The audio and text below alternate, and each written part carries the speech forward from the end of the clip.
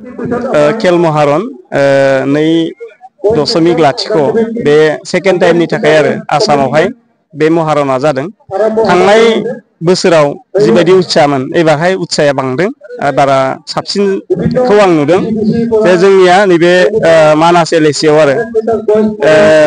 LAC लेभेलनि दिनैहाय जादों। बेनि सिगां भिजिडिसि लेभेलनि जाखांबाय आरो भिजिडिसि लेभेलावबो खोब मोजाङै बे खेल महारना जादोंमोन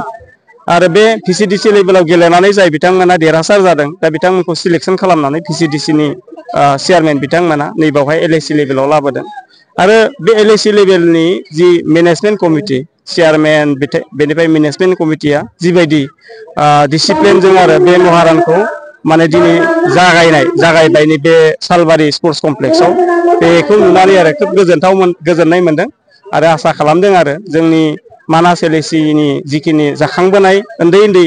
गेलेगिरि बिथांमोन बे गेलेगिरि बिथांमोना गावनि रोंगौथिखौ बेवहाय माने एक्सप'ज निसय खालामनो हागोन आरो इयुनाव गोजौ फारसे माने दावखोलांनो थाखाय गावखौ सासे गोख्रों गोग्गो स्पर्ट्समेन हिसाबै गावखौ एस्टाब्लिश खालामनो थाखाय निसय खाबु मोनगोन बेखौ आं आसा खालामदों। बावहाय मानास एलएसियाव जिखिनि भिसिडिसि गोग्लैयो गासै 24टा बे गासै भिसिडिसिनि गेलेगिरि बिथांमोना बावहाय बाहागो लादों। बे गेलेनायखौ भिसिडिसि लेभेलनियाथ' जोब्बाय दा एलएसि लेभेल बेनि उनाव जिल्ला बेनि उनाव माने स्टेट लेभेलसिम बेखौ लांगोन। आं बेनि थाखाय आरो आसामनि मानव गेदेर chief minister doctor Himanta Biswa Sharma बिथांखौ आं साबायखर जासिगोन। दा बिथांनि जि सिमां बे बिथांनि जि माने बे मोनसे मिशन बायदि बिथांनि जि मिशन बे मिशना निस्सय मानसिनि गोसोआव आरो मानसिनि गोसोखौ बोनो हादों, मानसिनि गोरबोआव हाबदों आरो बिथांनि जि मिशन बे मिशना निस्सय साक्सेस जागोन आरो जोंनि जाखांबोनाय जिखिनि लाइमोनफोर बे लाइमोनफोरा बेखौ आरो माने जिबायदि सापर्ट खालामदों जोंनि माने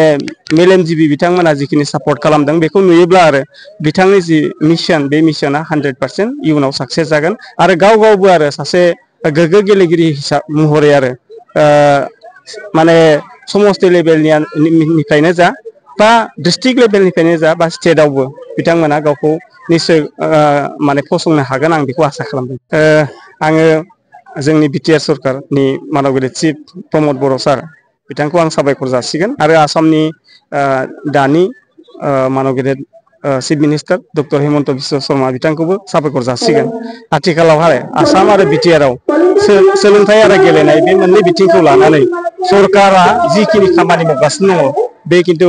माने बरायथावना। बयबो बुंगोन आं टिसिएलसिसि चेयारमेन हिसाबै नङा, आं सासे जेनेरेल पाब्लिक हिसाबैब्लाबो सोरबा दस्रा मानसि जेनेरेल पाब्लिक हिसाबैब्लाबो दा बेनि सायाव आरो जे गोहोमा जे समाजाव गोग्लैदों बेखौ बयबो बुंगोन आरो बे मोनसे परिबेसा आरो बे मोनसे थासारिया जोंनि इयुन जोलैखौ आरो मोनसे गुन गोनां समाज गायसननायाव गुन गोनां सासे नागरिक माने सृष्टि खालामनायाव आरो मोनसे खोमथा माने माबा लागोन महर लागोन आं बेखौ आसा खालामदों।